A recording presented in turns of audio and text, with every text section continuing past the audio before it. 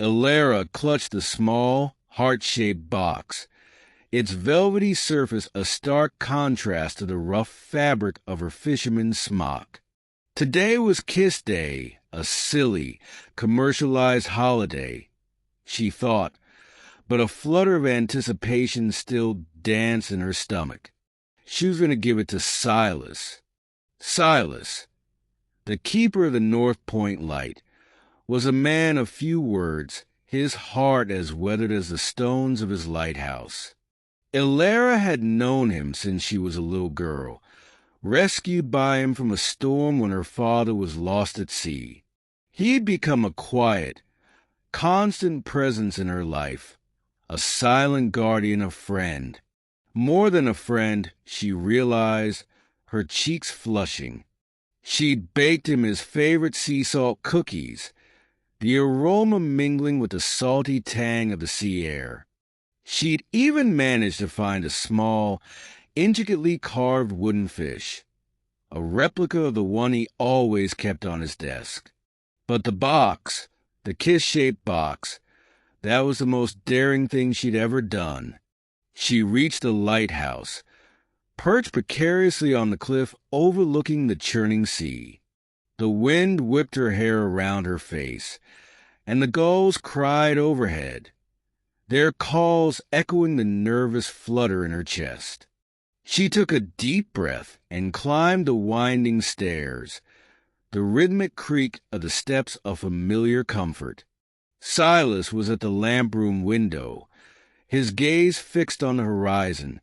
He turned as she entered, a flicker of surprise in his usually stoic eyes.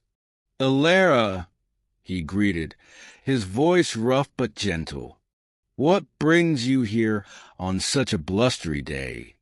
Elara held out the box. "Happy Kiss Day, Silas," she said, her voice barely a whisper. Silas looked at the box, then at Elara, his brow furrowed in confusion.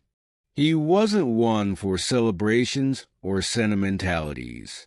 He took the box, his large, calloused hand surprisingly delicate as he opened it. Inside, nestled on a bed of cotton wool, were the sea salt cookies and the wooden fish. He picked up the fish, a small smile playing on his lips. "Thank you, Elara," he said, his voice softer now. "This is thoughtful." Elara's heart sank. She hadn't expected a grand romantic gesture, but she had hoped for something.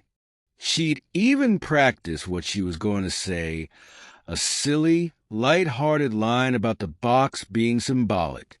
But now, the words seemed to catch in her throat. She turned to leave, her cheeks burning. "I should go," she mumbled. "Elara," Silas called after her. She turned back, her eyes meeting his. He was holding the box, its lid open.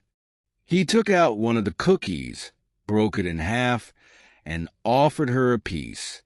"Sea salt," he said, a hint of amusement in his eyes. "Just the way I like them." Elara took the cookie, and they stood there in the quiet solitude of the lamp room, sharing the cookie and the silence. The wind howled outside. The waves crashed against the rocks below. But inside the lighthouse, there was a sense of warmth, a quiet understanding. As Elara ate the cookie, she realized that maybe, just maybe, she'd been looking for grand gestures when the real connection was in the small, shared moments. Maybe the kiss wasn't in the box at all. Silas finished his half of the cookie and then, to Elara's utter surprise, he did something completely unexpected. He leaned in, his weathered cheek brushing against hers, and placed a gentle kiss on her temple. It was a fleeting touch, a whisper of a kiss, but it spoke volumes. Elara's heart fluttered. It wasn't the passionate, movie-style kiss she'd imagined, but it was perfect. It was Silas's kiss a quiet, heartfelt expression of affection. She smiled, a genuine, radiant smile that lit up the lamp room. "Thank you, Silas," she whispered, her eyes sparkling.